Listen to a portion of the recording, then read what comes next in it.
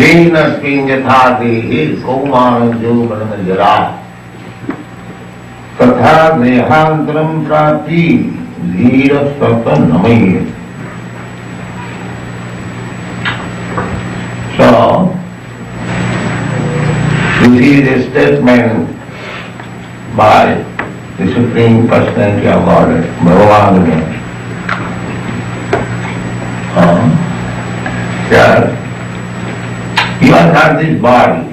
The first instruction for spiritual understanding is to know that I am not this body. This is the beginning.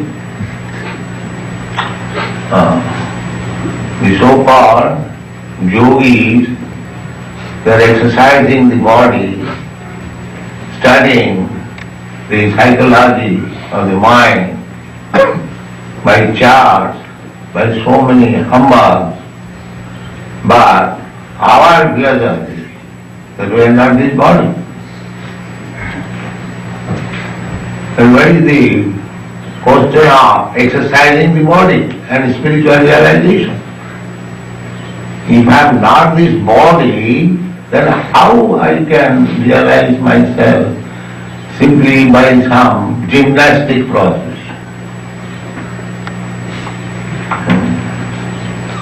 So, this is the mistake.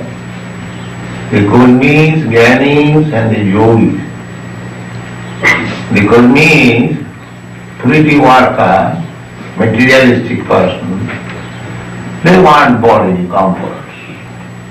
Their only idea is how to get the best comfort of this body. This body means the senses. You have got eyes, ears, nose, mouth, tongue, hands, genitals, so many senses we have got. So as soon as we are in the bodily concept of life, immediately the necessity is for senses. But Krishna says to Arjuna that you are not this body. So therefore, my self-interest does not depend on my bodily comfort. They do not know this. Everyone at the present moment in this age, their only business is how to gratify the senses. Atheistic principle. This time there was a great atheist, Chanakya, Charvak. All classes of philosophers there were in India. The Western countries, they have got little information, but in India there was cultivation of all kinds of philosophy.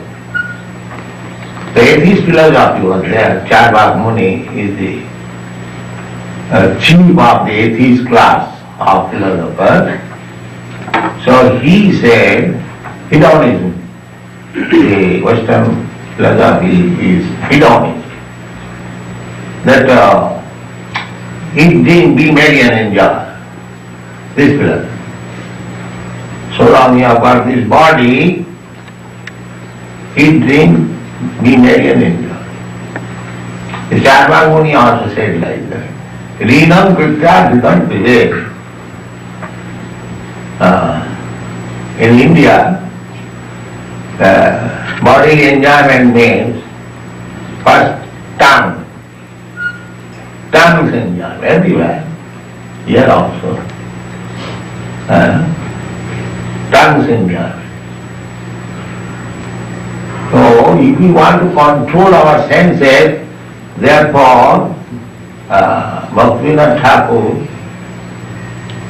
following the footsteps of previous acharyas, he says that control your tongue. Control your tongue. And in the Bhagavatas it is said, Agar Sri Krishna Namadi Navave Grayam Indriya. Without these blunt senses, we cannot understand Krishna. We are not possible.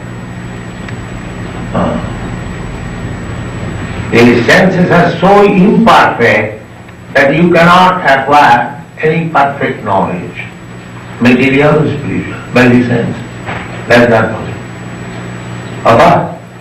Even if you cannot know perfectly the affairs of this material world, it's like they are studying the moon planet, the nearest planet. Besides this moon planet, there are millions and trillions of other planets. They cannot say anything. Because the senses are imperfect. How you can understand? I can see, say, up to 1 mile. But when there is question of millions and trillions of miles, how can you use your senses and have the perfect knowledge? So you cannot have material knowledge perfectly by using these senses. What to speak of God and spiritual knowledge? That is beyond, beyond your conception. Therefore Shastra says, Atha Sri Krishna Namadi Navavi Grayam Indriya.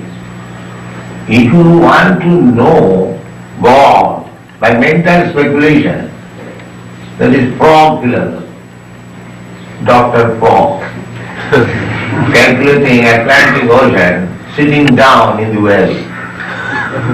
This is called Frog philosophy. Then, how it is possible to understand? The next line is, Sevan mukhehi jivbharo sanameva sudha. If you employ your tongue in the service of the Lord, He will reveal Himself to you.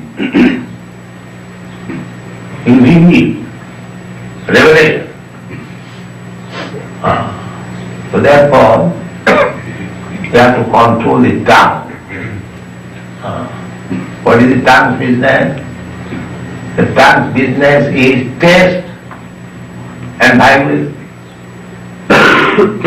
So you vibrate in service of the Lord, Hare Krishna. Hare Krishna means, O Krishna, O the energy of the Lord, kindly engage me in your service. Hare Krishna, Hare Krishna, Krishna Krishna, Hare Hare. This is the meaning of Hare Krishna. It is not a meaning. O my Lord Krishna, and O the energy of Krishna, Radharani especially. Finally, both of you engage me in your service. As Narottam Das Thakur said, Ha ha Prabhu Nanda Suto, Vrishabhanu Suta Juto. My Lord Krishna, you are well known as the son of Nanda Maharaj, and your eternal consort, Radharani, she is also known as the daughter of King Vrishabhanu. So both of you are here. Aha Prabhu Nanda Sutta Vrishabhanu Sutta Karuna Palahaiva. Now I have come to you. Please, both of you, be merciful upon me. This is Hare Krishna. Be merciful upon me. Narottama Dasa kahe, na chaiyo na pahe. You are lotus feet, young one. Don't neglect me